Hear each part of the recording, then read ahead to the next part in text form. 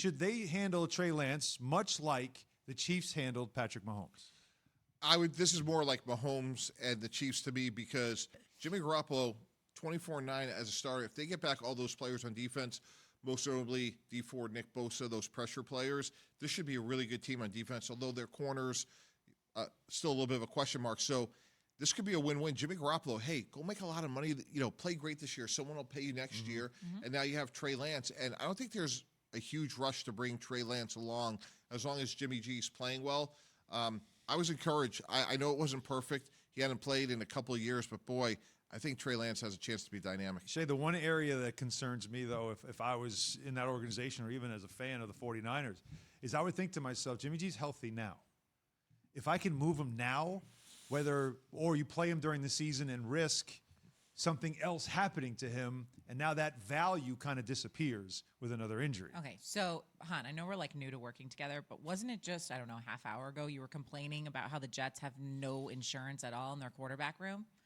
Yeah, that was you, right? Yes. Okay, so you this think is a much different story, though. Sure, but they're not starting Trey Lance and keeping Jimmy G. No, but if you Jimmy had G's traded Jimmy G, you would be starting Trey Lance. Right. And so you would have no insurance at the quarterback position. Also, I mean, am I wrong? Didn't Jimmy G just lead the 49ers to a Super Bowl? What was it, two years ago?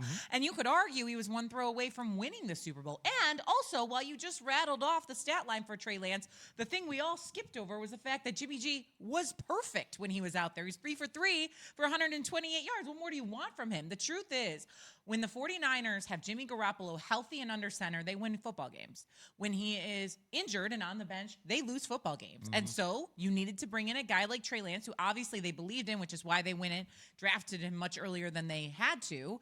And he is going to be your future. But for now, if Jimmy G is healthy, look, let me just put it this way.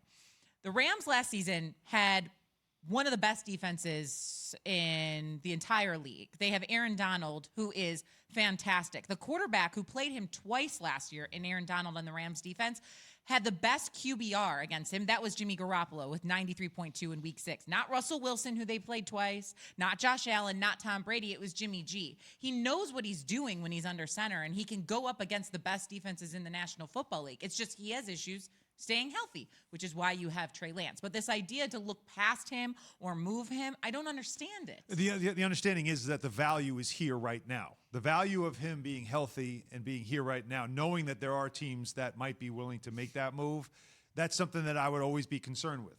Is I'd be just worried that I have this commodity.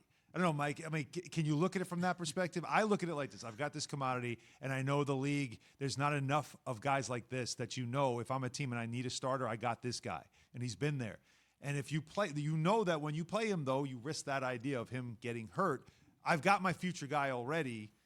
It's just that concern that if I lose him, I lose some value. Yeah. Yes, of course you lose a guy that can start and take it. So I get all that stuff. But it has nothing to do with the Jet situation at all. It's not even, it's apples and oranges. I'm just throwing it out there. If we're going to make an argument for one team, let's keep that same energy for another on the other coast, you know? It's a completely different story, but I'm just looking at it from that perspective, is that there's a bit of an injury history here, a bit of one. Yeah. And I'd be worried about losing that commodity while I have a guy that might be able to just step in and play right now. What did Brad Trickey say when he was running the Dodgers in the 1950s? It's better to trade a player too soon than too late? Yes. Yeah. It's like Bill Belichick's mantra, too, I feel. Yeah, exactly. Hence why Jimmy G's with the 49ers. And it comes full circle. But it just certainly is for me, at least. That's part of the equation when it comes to that story. But, I know. I look at the Jets much differently than I look at other teams. I also know that they don't have they don't have the two quarterbacks like they do with the 49ers. But in that division, when you think about, again, the Niners, you think about the Rams and what they have, you think about the Seahawks, you think about the Cardinals. Mm-hmm. Something we talked about last week, and Key and I couldn't figure this out because now we have the extra wild card. Mm-hmm. You have the 17 weeks. Is it possible all 4 teams could make the playoffs out of that division? See, I know. Can you?